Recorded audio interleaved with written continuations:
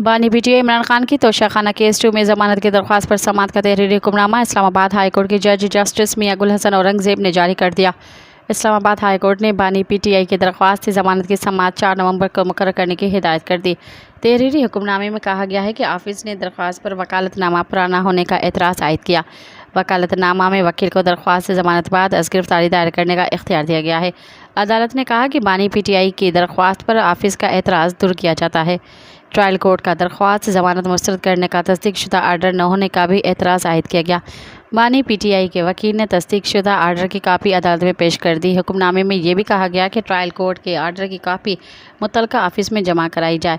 Office दरख्वास्त जमानत पर नंबर लगाकर केस पीर को समाअत के लिए मुकर्रर करे। मज़ीद ख़बरन ऐं तफ़सीलात लाइ विज़िट कयो असांजी वेबसाइट www.awamiNewsHD.com ऐं ॾिसंदा रहो अवामी न्यूज़ HD।